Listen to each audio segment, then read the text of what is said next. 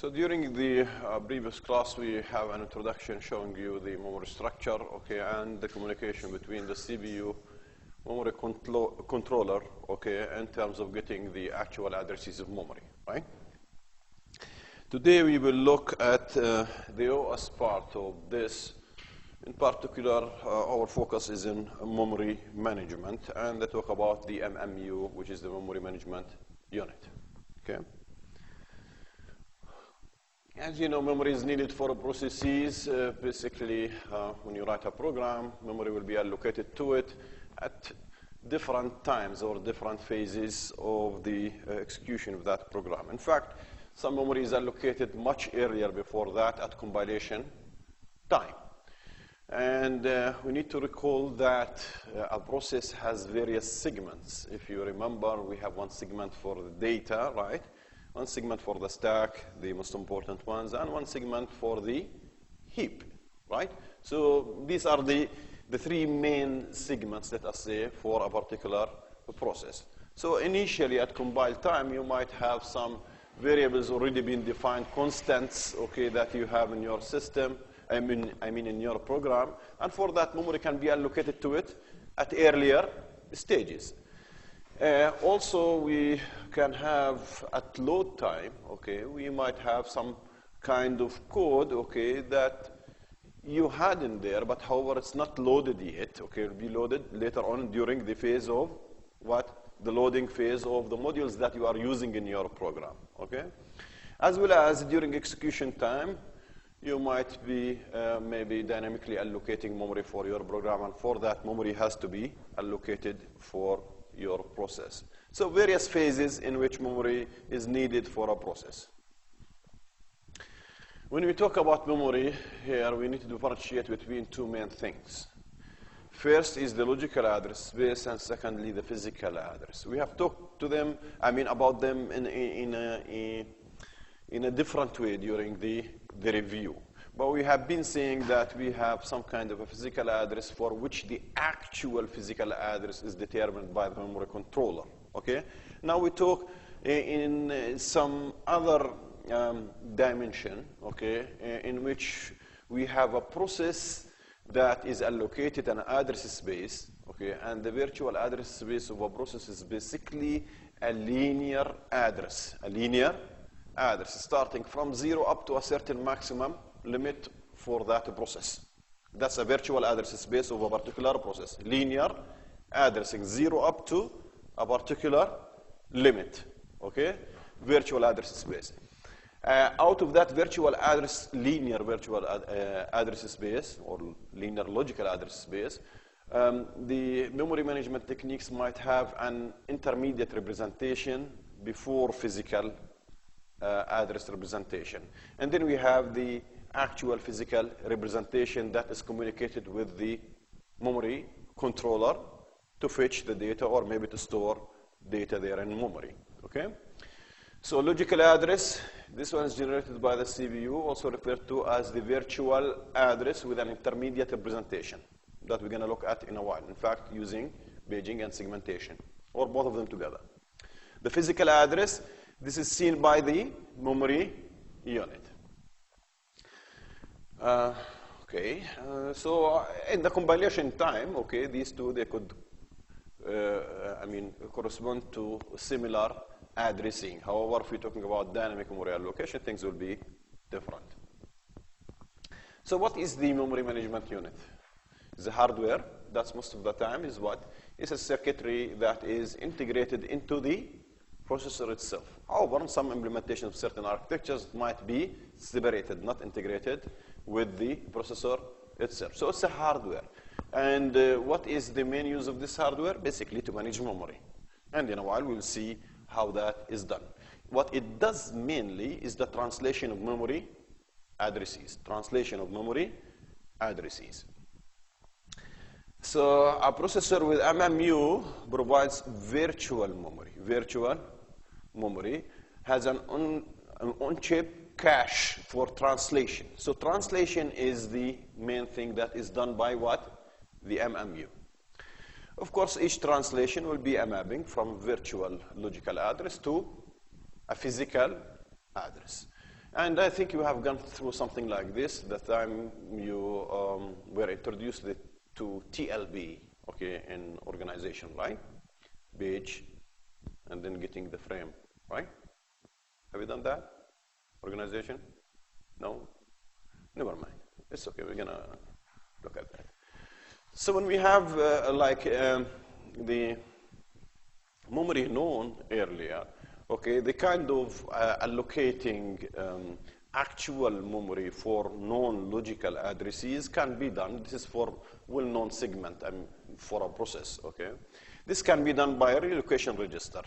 So if I have a particular space in here, in memory range in here, then we can map it to another range in physical memory, okay?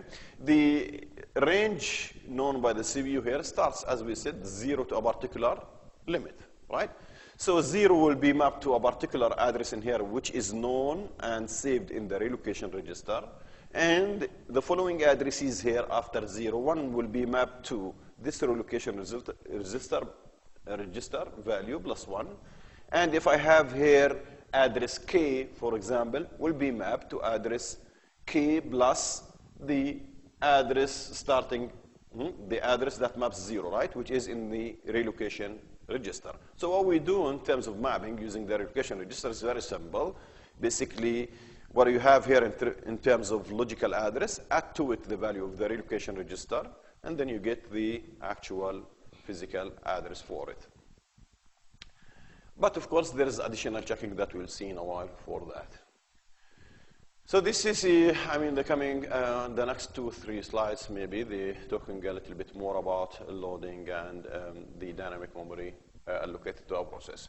So for dynamic loading, there are some routines that are not added at the very beginning, okay, when you compile your program, because these routines, they might not be used even, right, by your program. It depends on the access path of your program. Certain routines are going to be used, other routines will not be used. That's why the loading of them is done in later stages. So it is useful when we have large amount of code that are needed to handle infrequently occurring cases. It depends on the access path of your process. These routines will be added. As for the dynamic linking, okay, this is postponed until execution time. And what happens in there, these routines, they are replaced by stubs. And the stub is basically a small, relatively small assembly code, okay, that later on can locate, okay, the code needed for the routine so that it can be loaded later on at execution time, okay? And now doing so, of course, again, we can save memory when we don't need it, okay? There is another technique that can be used to save memory, which is basically a programmer-responsible technique that's called overlays. Overlays, if you are writing a program, and this program basically consists of phases, where it runs in a sequence. For example, for your program to execute, it will be doing phase 1, and then phase 2, then phase 3, and so on. So you don't need to load, okay, the memory needs for all phases at once. What you need is only to load the memory needs for phase 1, and then once phase 1 finished, then you can deallocate that kind of memory. Then load the memory requirements for phase 2, and then phase 3, and so on. An example of that is basically the compiler itself. The compiler, as you know, compilation process, what do you do? The compiler scans the text file, which is your program, right? And then from that text file, trying to identify the tokens of it. So this is tokenization of the text file, which is your program. So tokenization is the very first process, right? And then forming the list of tokens from your program, we can proceed to the next step. So that's the first phase. Lexical analyzer, if we used to call it, right? And then the next phase, using these tokens, we're going to check it against the semantics of the language that you used to write your program with. So if you're writing in C, we're going to we're going to test, okay, semantic test, the way you use the syntax of your language, using the tokens that had been what? That had been identified in the first phase. So the very first phase is lexical analyzer, then semantics analyzer, in which we're going to check the semantics. And then maybe the third phase, after we check the semantics, we can do some kind of optimization to the semantics that you are using. For example, you could have a code that is not reachable. And for that, we don't need to generate the code for it in the coming phase. So that optimization. After the optimization, then we do one phase called code generation for the result of the previous phase, which is the optimization, right? And then after the code generation, we could do some other optimization again, and so on, right? So basically, the code of the compiler itself is based on phases. That's an example of overlaying. So when you code your program or your piece of software in that way, then you are actually using the memory the right way. Now, continuously processes actually, they are swapped from memory to some secondary storage devices. This is a process that is needed for the concept of what we call virtual memory concept. If we look at the processes currently running in our system, if you open your computer and try to check the processes currently running, you could do that with some system tools. In fact, visually, okay, you can see them. Or in Linux, you can issue commands to see the processes and the memory requirement for them. You will find that the total of memory requirements for the processes currently running is much more than what you have in terms of physical memory. But they are running, okay? This is true because what happens is that your system uses the concept of virtual memory, in which it will have the commitment of providing the process for the memory that it needs. But how is the job of the OS itself with the help of the MMU? Okay? How? Okay? So a process might require a certain amount of memory, OS, fine, I will provide that for you. But how? It's up to the OS and the MMU to provide that kind of memory. In fact, the process at one particular time will not be using all the memory that it requires, okay? That the system agreed to provide for. It will be using portions of that.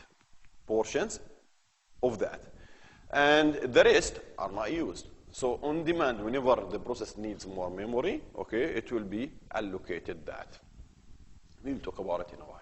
So this is swapping, okay, happens. So what happens is that the process memory requirement is divided into something we know as pages. In a while, we'll talk about it.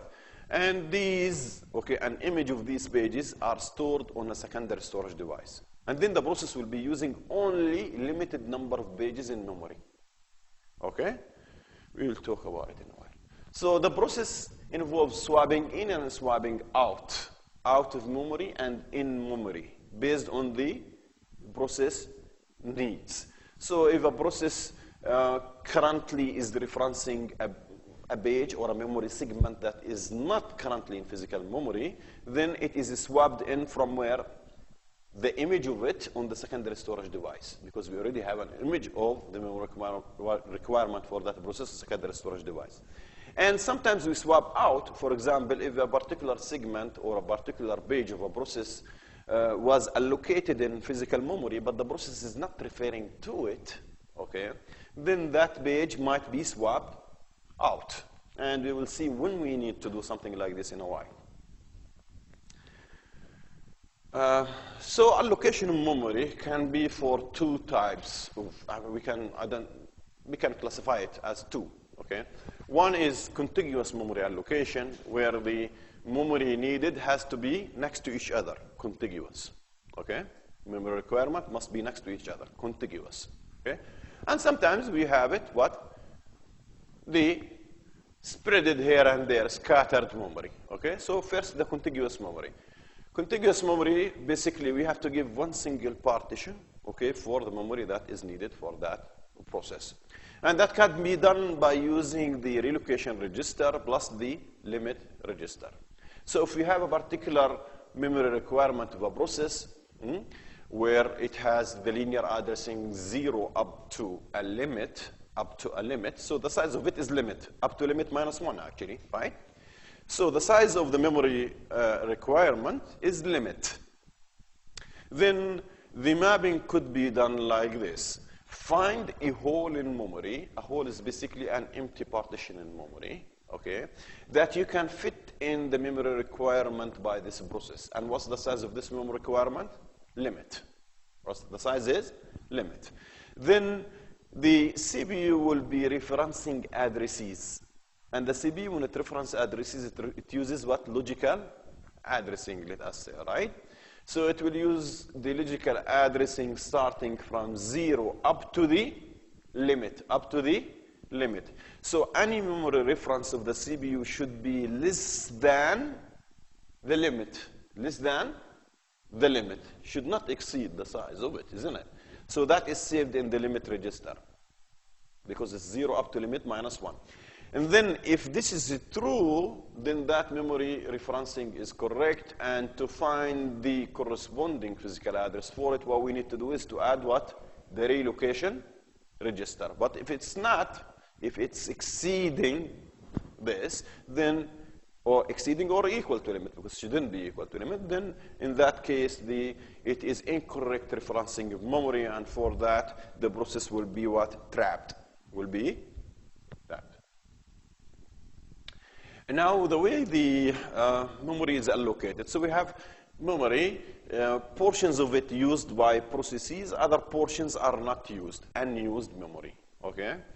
So these portions are known by the OS, and whenever we have a requirement to allocate contiguous memory, what we need to do is to find the hole that is enough to fit the memory requirement for a process, right?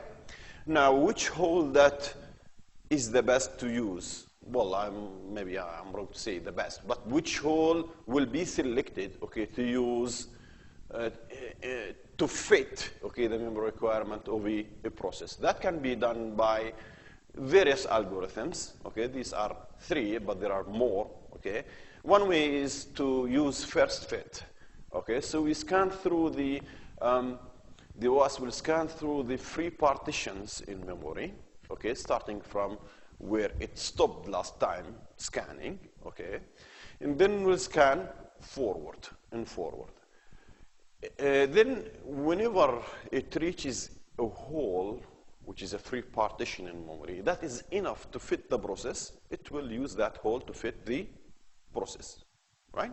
So first hole reached that is enough to fit the process requirement in terms of memory, use it. Now, the consequences of this, the hole might be much more, okay, in terms of size than what the process needs. So the additional, the extra like spaces in this memory, okay, will not be used, okay? We call that internal fragmentation, okay? Another method is to use best fit. Best fit is to scan through all holes, all free partitions in memory, and then use the smallest of them that is enough to fit the memory requirement of the process. We still can have what? Internal fragmentation. But however, we are minimizing it because we are using the smallest hole that is enough to fit the memory requirement of a process. And the third one is called the worst fit. Use the largest one, okay? Now, each one of these might have internal fragmentation. There is another problem which we call external fragmentation. In external fragmentation, we might have holes in memory that are in total 1 gigabyte, okay?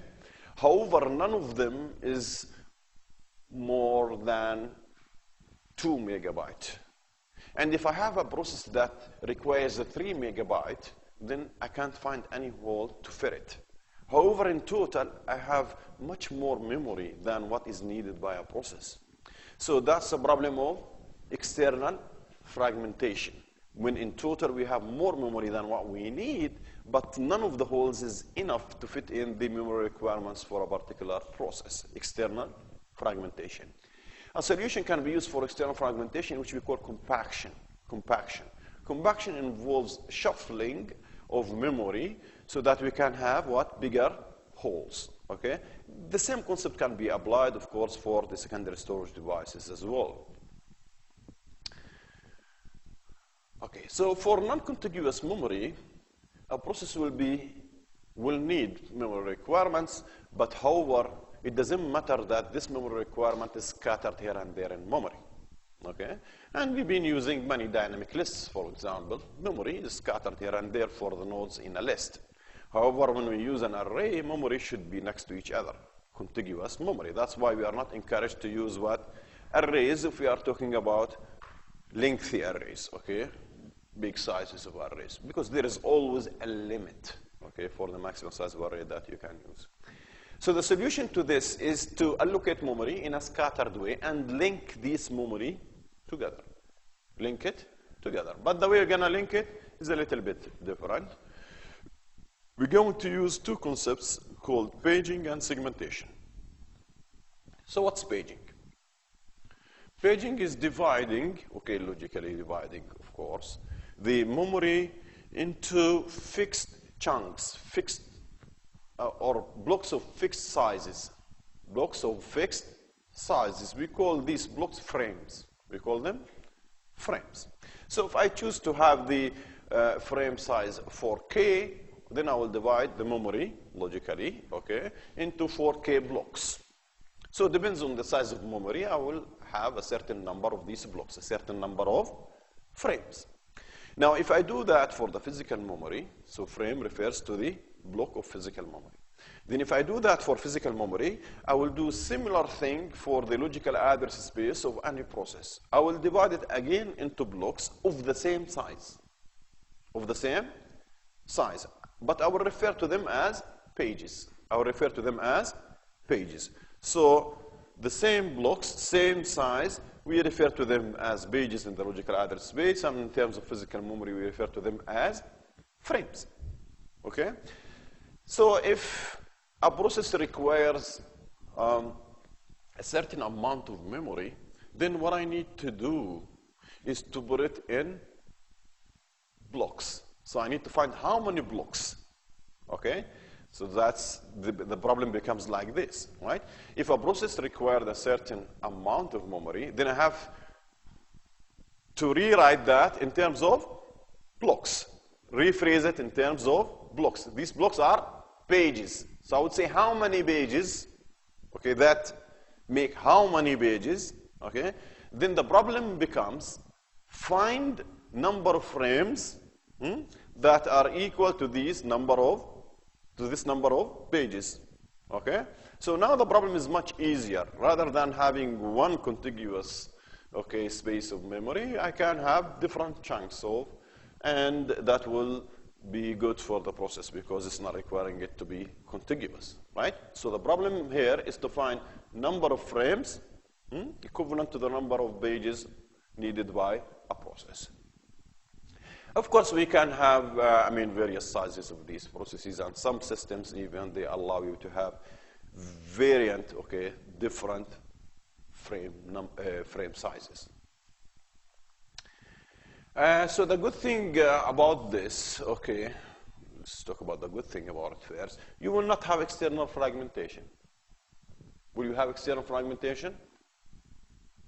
What's external fragmentation? External fragmentation, I have in, let's phrase external fragmentation in the new concept of paging and frames, okay?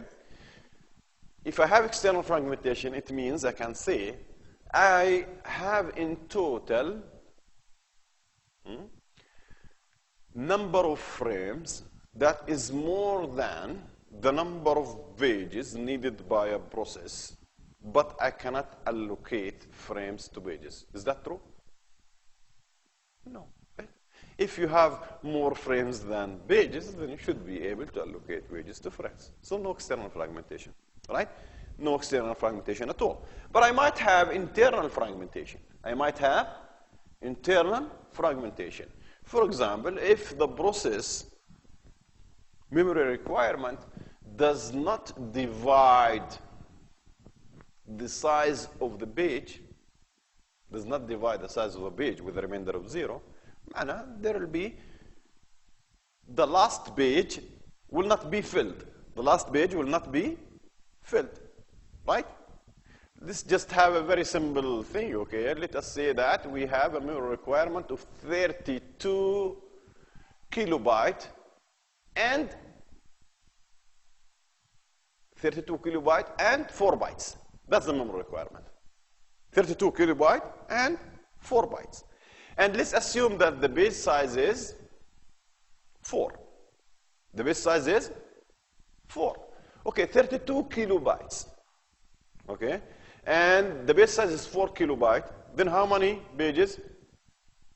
32 and 4, so 8, right? So 8 pages. But I'm left with another 4 bytes, for which I need to allocate one whole page, right? So I need 33 pages. But the last page only has 4 bytes. The rest, empty, not used, right? And the worst case that I'm left with only 1 byte, right? 1 byte for which I need to allocate a page. Because I cannot just represent a byte like that. Memory requirement is represented in terms of pages. So I might have internal fragmentation, but it's minimized. On maximum, the internal fragmentation is only the size of the page minus 1, where I would have the maximum internal fragmentation, right? But there is another disadvantage now. Instead of talking about the linear logical address space of a process as of 0 to a maximum limit, now I have to talk about it in terms of pages. So that might mislead, okay, sometimes of how you visualize your logical address space. But once we get used to it, okay, things are much easier. Now, if I am to refer to a particular logical address space, in a linear address space, which is contiguous, 0 up to a limit, whatever my reference, that's the address I'm referring to. But when I'm representing this logical address space, linear logical address space, when I represent it by pages, now if I am to refer to a linear logical address space, then I have to rephrase it in terms of pages, right? In terms of pages. So I have to say this logical linear address is in which page? Because I have divided the logical address space, I put it in what? Pages, right? Think of it as like train, okay? Where basically each portion of that train is a page and they are of the same size. So I have now to refer to. I have to refer to what? To the page number. This logical address space is in which page? That's the first question. Second question, where exactly within that page? And that is the offset. That is what? The offset. And the offset, okay, is from 0 up to the size of the page minus 1, right? That's the offset, which is the index within the page. The index within the page. That's what we refer to as the offset. Okay. So page number and offset, okay, is the virtual logical address of a linear logical address, right? Now, how many bits I will need for the offset? How many bits I will need for the offset? It depends on the size of the page. Excellent. The size of the page. So if the size of the page is 2 to the power 8, then how many bits I will need for the offset? 8, right? 8. And if the logical address space itself is 2 to the power 32, 2 to the power 32, and the size of the page is 2 to the power of 8, okay, then how many pages I will need? The whole linear address space 2 to the power 32. Each page is 2 to the power 8. How many I need? 4, right? 4 pages. 2 to the power 32 divided by 2 to the power 8. So 4 pages. 4 pages. Okay? Then I have to identify in here what? The number of bits that I need for that. But later on we will see that when we talk about the number of bits in here, okay, what will be here is the frame number, not the page number. Okay? So in total, this plus this will give me the logical address space. Logical address space. Is it clear, this one? Yeah? So if I have a logical address space 2 to the power m, okay, and I have a page size 2 to the power n, then I need n bits for the offset and m minus n bits for the page number. N minus m minus n bits for the page number, because I divide the logical address space by the page number. Okay? If these powers of 2, I just subtract the powers. Right. So now, what we will have in here, the linear logical address space now is referred to as a virtual logical address space, in which I have a page number and an offset. An offset. Now, the problem is to allocate a frame in memory for each page. A frame for each page. And I have to keep track of which frame used for which page, or which page is in which frame, right? That kind of mapping. That kind of mapping is called the page table. Page table. So page table has number of entries. The first entry is for page 0. Page what? 0. So I have page 0, and I want to know here which frame is used for page 0. Which frame? Okay? And then page 1, which frame is used for it. Now, having a page, look it up here. In fact, direct hashing, right? Okay? Then you will know the frame number.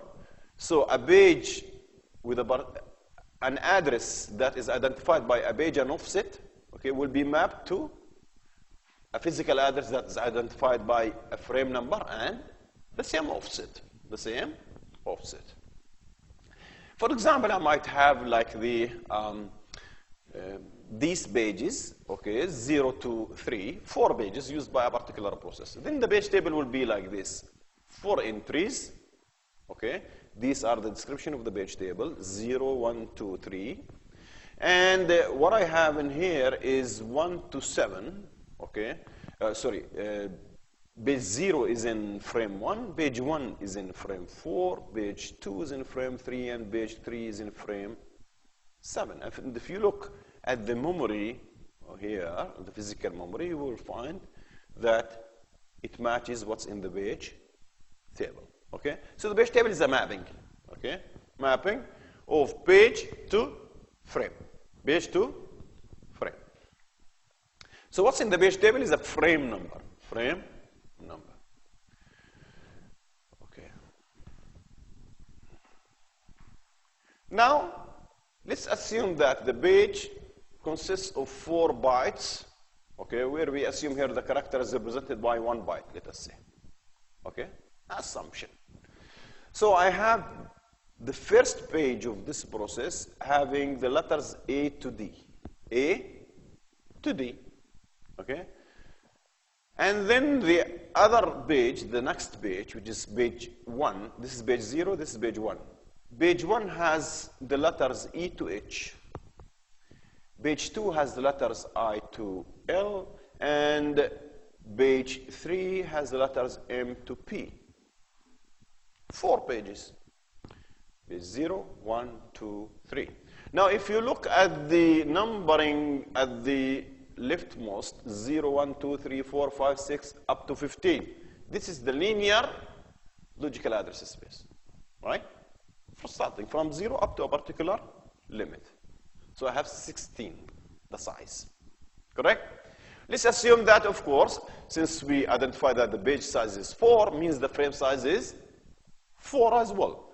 So if I see something like this page table, where 0 is mapped to 5, then I have what I have in the page 0 already in where? In 5, frame 5.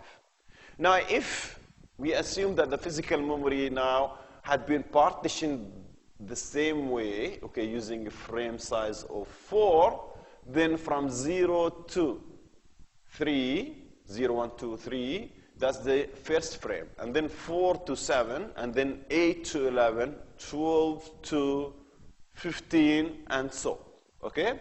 So I will have this frame, which is frame number what?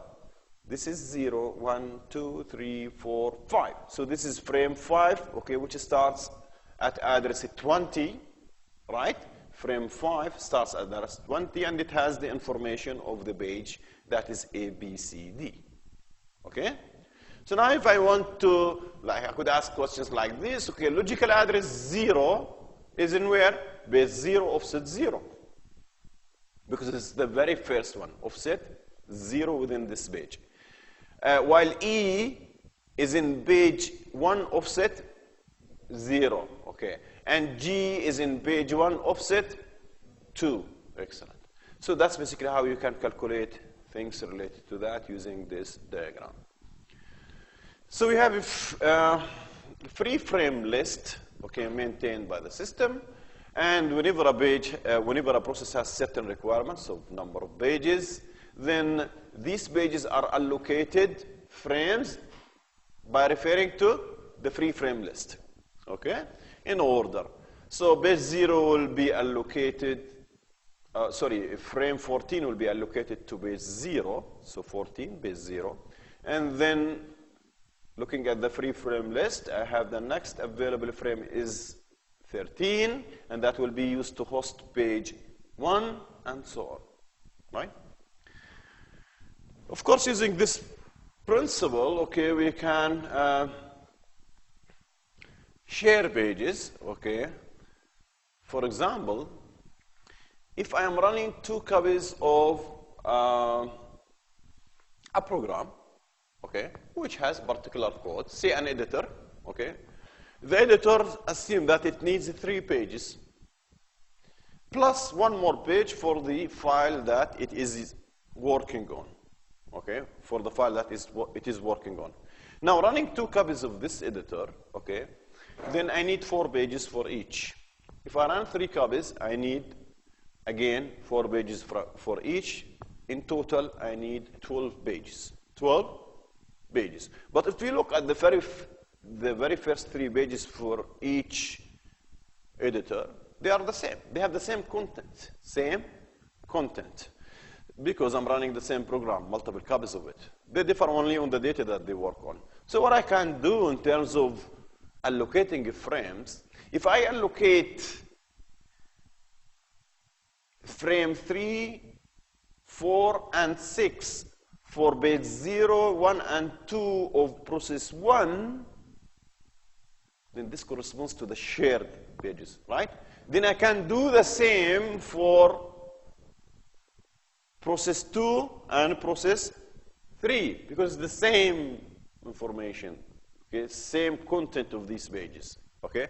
So by that, how many pages I needed for the 3 processes to allocate for the very first 3 pages of it? I only needed 3 frames. 3 frames instead of 9, right? All they refer to the same frame because it has the same content. But the last page, it has to be different. So this is how can we implement sharing, okay? Can we implement sharing, okay, using paging? Okay. And now before talking about segmentation, let me show you some examples related to paging. Okay.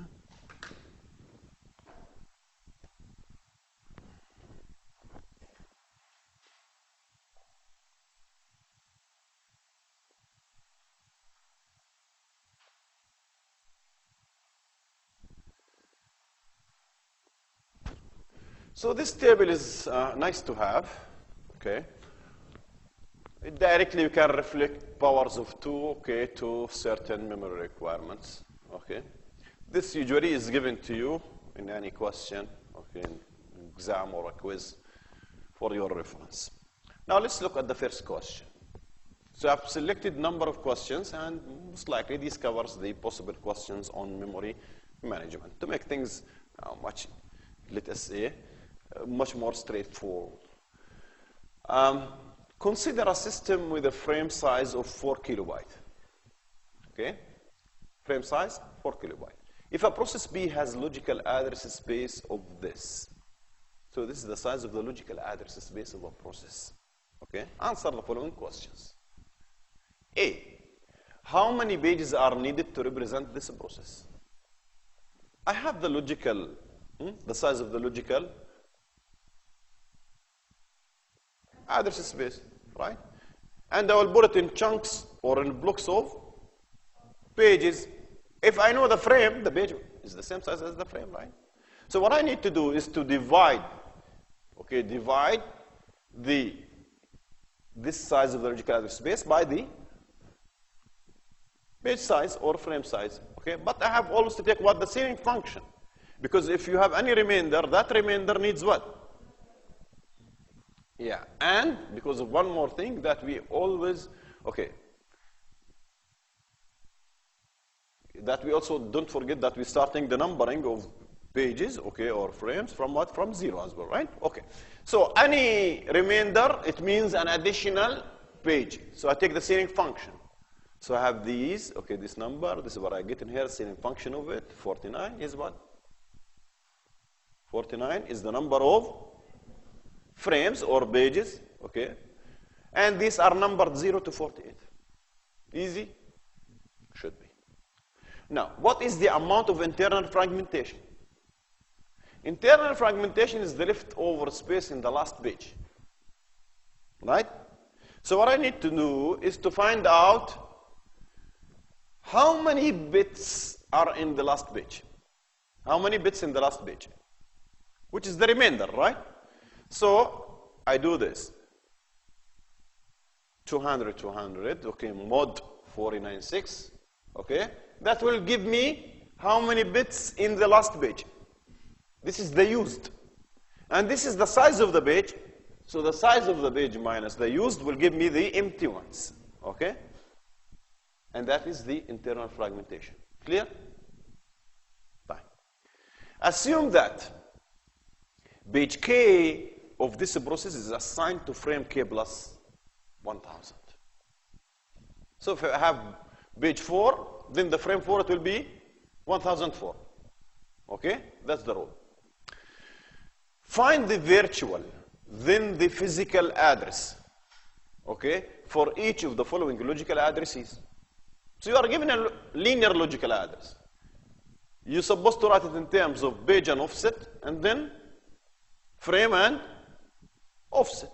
If I manage to write it as page and offset, then the frame and offset is easy, because the page number plus 1000 will give me the frame, and the offset is the same, right? So now I need to know this particular linear address is in which page? Which page? To do so, I divide it by the size of the page, okay?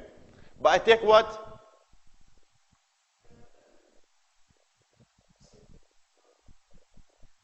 Floor function, the floor function, right? The floor function, why? Because I'm starting from page 0, right? So if I get this result, okay, to be equal 0, okay, and so on. So I have what? 16. 16, okay, so that's page number 16. Is in 16. Now, where exactly in 16 the offset? That's the second question should I ask myself, right? So to know the offset, basically I could do what? The remainder,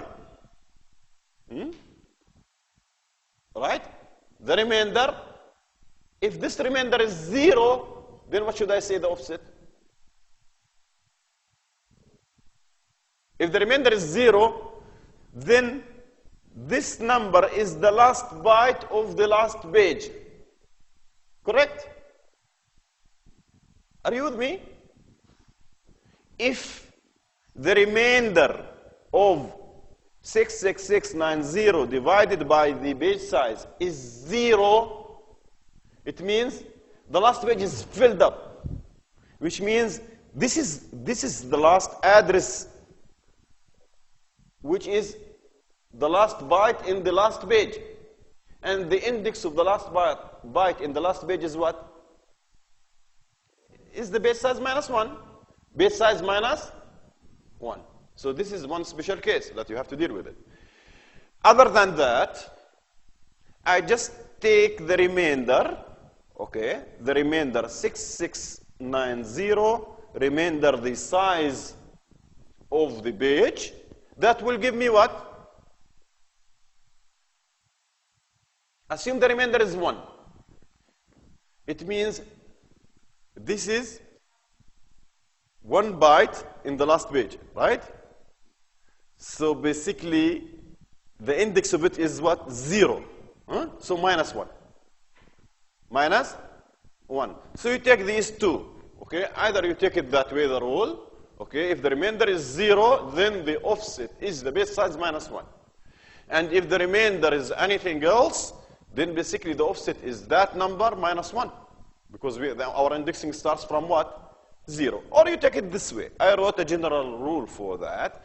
Okay, where basically you have the mod with the base size plus, okay, the base size minus 1, and then you take the mod with the base size again. That will work for all cases. Okay? Now, if I already know the offset and I have the page number, then the physical, okay, virtual address will be what? 1016 is 1016.1153. Clear? Right. Another example. Consider a system with physical memory 2 gigabytes. That's a physical memory, 2 gigabytes. A frame size is 4 KB. And the maximum size of a logical address space supported by this system is 1 mega. That's the maximum that we can support in terms of logical address space of processes, 1 mega. The question, how many frames are there in this system? How many frames? The whole memory is 2 giga. Frame size is 4 KB. How many frames? Divide this by that, or basically the 2 giga is 2 to the power 31 divided by 2 to the power 12, which is the 4K. Then you have 2 to the power 19 frames. Clear? Okay. What is the maximum number of frames that can be allocated to a process in this system? Maximum number of frames. Okay, I need to know what is the maximum size of a process. Right? So, maximum size of a process is 1 megabyte. 1 megabyte divided by 4 kilobyte equals 2 to the power 20 divided by 2 to the power 12, and that's 2 to the power 8. So, 256 is the maximum number of pages for a particular logical address. We can't have more than that. We already have a constraint there, supporting maximum what? 1 mega. Which means the maximum number of frames that can be allocated is the same number, 256, right? Another question. How many bits are needed to represent the following? The page number. Page number. Why? Because in maximum, I can have 2 to the power 8. Okay, how many bits are needed for the offset? The offset is the index within the page. And the page has the size 2 to the power 12. So, 12 bits to represent the